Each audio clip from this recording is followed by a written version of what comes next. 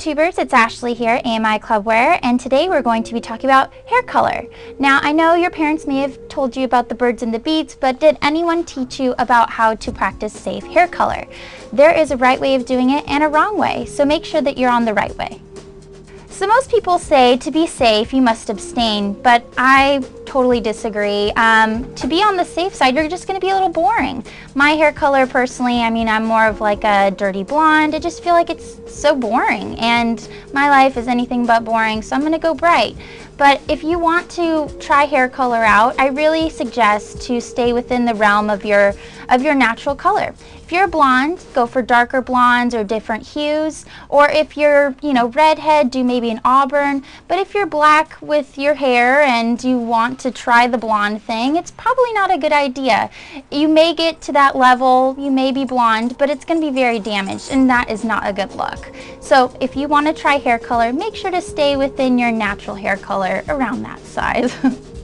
Now, if you're really bold and daring and you just have to go for those unnatural hues, make sure that you do it, but on a note where you're kind of like on the know, because a lot of girls have experimented with, say, Kool-Aid, and you have light hair, so it shows up pretty well, and it's semi-permanent, so it doesn't last forever. But if you want something that lasts a little bit longer, they do have certain types of hair color that are very vibrant, but you have to make sure to bleach your hair first. You have to raise it up to get that true color.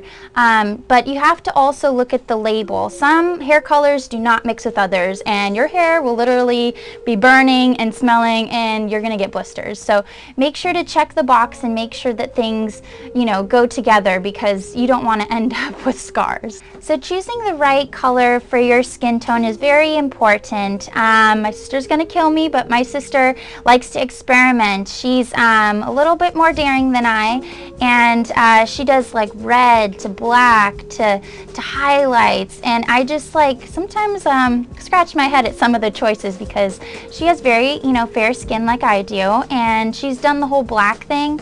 And people with fair complexions, you should usually not do really cool colors, because it's gonna wash you out. You want to do something a little bit more warm to add to your skin tone, to really complement you. So for fair skin tones, do something a little bit warmer, maybe not something too drastic unless that's the vibe you're going for. Maybe you're goth, you want to do the pale skin with the black, go for it. But make sure to kind of consider your skin tone when you're choosing colors.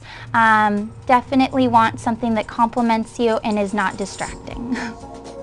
So if you're a hair color pro and you know what you're doing, you've been doing it forever, maybe you like to change your hair color by the seasons, but you don't want to go too drastic. That is definitely something I do not recommend. Like we talked about before, dark to light, it's just too much of a hassle and you're going to cause a lot of damage. So a great way to change your hair by the season is demi-permanent or semi-permanent hair colors. They only last for 6 months at the longest, maybe even 3 months, a few shampoos, depending on what kind you get. But it's really great to get some color in there. I like to do low lights, during the fall and winter months, and I do the semi-permanent. That way it stays, but it's not gonna be permanent. So doing the demi-permanents are really great. You could do all over color too. That way it just kind of rinses out as the season comes and you change your mind. But you definitely want to stay in the same level. Levels of hair color vary, 1 being the darkest to 10 being the lightest, being blonde. So you want to kind of stay within the same levels of 1 to 3 if you're going to do demi-permanents. That way it doesn't stain the hair, because if you're trying to do blonde and then a semi-permanent of black, of course it's going to stain your hair afterwards. So you really want to try to stay within 3 levels of your hair color that you've chosen. Another thing that you want to consider when highlighting is that you can also change the color of your highlights. You've lightened that hair, so you can change those highlights. You can do, they have rinses even, that just go in, and tinted shampoos even. If you wanted a little bit less golden, you can do like an ashy color, even like purple shampoo to cut out those golden tones. Or if you want something a little bit warmer, they do have like golden to even red colored shampoos and rinses that add a little bit of tint but are definitely not going to cause any damage to the hair. So any of those recommendations will probably work for everyone, I'm sure. So Sun-In and Lemon, who hasn't done it? Everyone has tried it. Everyone's had that blonde moment.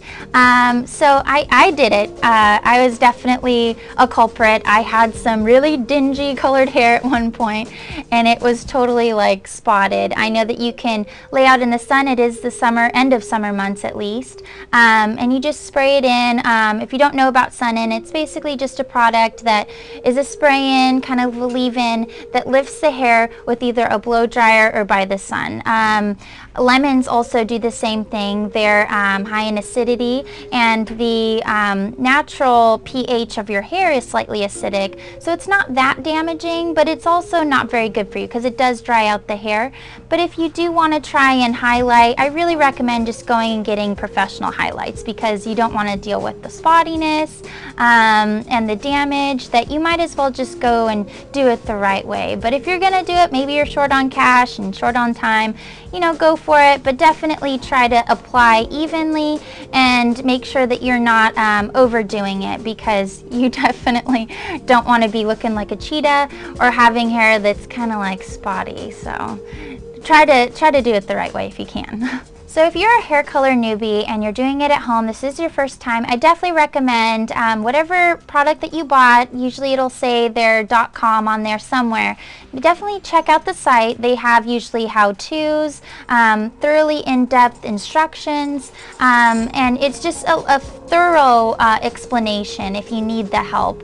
Another great use that the internet has is, I don't know if you have heard of any of the sites that you can actually take a picture of yourself, you know, maybe your Facebook photo, and you can apply it to this program where you can cut out your hair, you know, what's in the picture, and then apply whatever hairstyle and color that you want. I know that when I was thinking about maybe doing like a red or something, I was like, I wonder how I'd look, but you don't want to go and do the wig store thing, because, you know, they get crazy sometimes.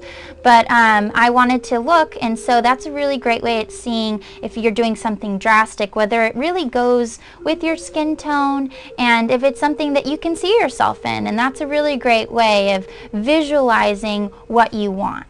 So when addressing at-home color, I definitely think I know a thing or two. I colored my hair for many years. I started coloring my hair in the 8th grade, and I went with a box of Natural Instincts. It was a really great product that you can get and kind of like do what you need to do with it. I was wanting to be a little bit lighter than my natural hair color, so it's really great to look at the box, read the instructions. It usually comes with a whole kit inside of it. I don't know if this is your first time, but in case it is, there is a ton of stuff. It's a full kit. They have gloves for you. Sometimes they even have a little hair bag, a bottle applicator that you just go and put the color in, and the developer is what lifts the hair and actually opens up the cuticle to get the color into your shaft.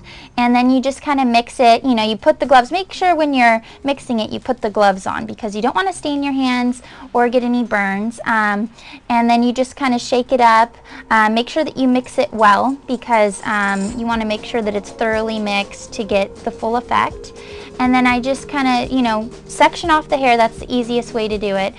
Section off into 4 sections, you know, with 2 top and 2 bottom. And it's always great to start in the back, because if there's any mishaps, you may want to just cover that part of your hair up if need be.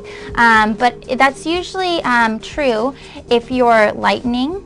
But sometimes if you're going darker, you may want to start in the front, because you want to make sure that it's the darkest there. And depending upon how long and thick your hair is, you may need to get a second box. So definitely plan on that, because if you have longer, thicker hair, there's no way that it's going to get to your entire head and throughout the bottom of your hair.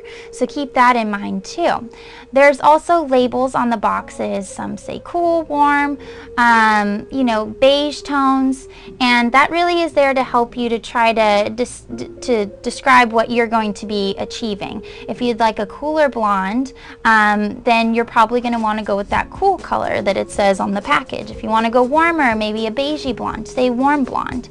But also know that when you're lifting, there's different stages that your hair goes through. You're going to have like that orangey color, a really brassy color, and then like pure platinum white.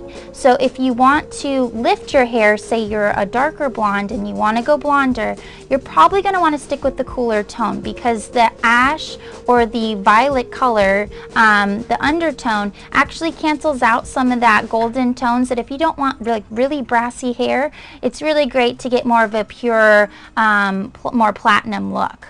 Also, if you're doing reds are really hard to maintain, but you can do it. I definitely recommend doing demi or semi-permanents if you're doing reds. That way you can change the tone of the red, because it is going to wash out a lot quicker than any other hair color. So make sure to look on the box for the tone, and you know, definitely assess what type of hair color you want, what look you're going for, and then make a decision based on that. Another thing you want to consider is the maintenance. If you're doing something really drastic, you're going to have a line of demarcation, and that's basically where your natural hair color is starting to grow in, and the other color that you have is just like a pure, like, straight line. So you want to consider how often you're going to be maintaining this look. If it's something that is drastic, I recommend 3 weeks of touch-ups. If you're going to do something that's a little more natural, maybe you got highlights, lowlights, then you can really wait, you know, even 6 months. I've seen people that just do it like kind of a bi-yearly kind of thing, but definitely decide how much you're willing to invest in this hairstyle. And another thing that you want to consider is those in-between looks. When you are 3 weeks in, 4 weeks in, and your roots be killing you, there are hairstyles that are really great that are going to help you out, and I have a video that's going to be coming out on rockin' roots and how to make it work. So I hope all these helpful tips have helped you out in discovering what you want to go for. Maybe now you're inspired to try something new, or maybe just go for it. You've always considered it and now you're ready to go. But either way, thanks for watching, and I hope this was informative.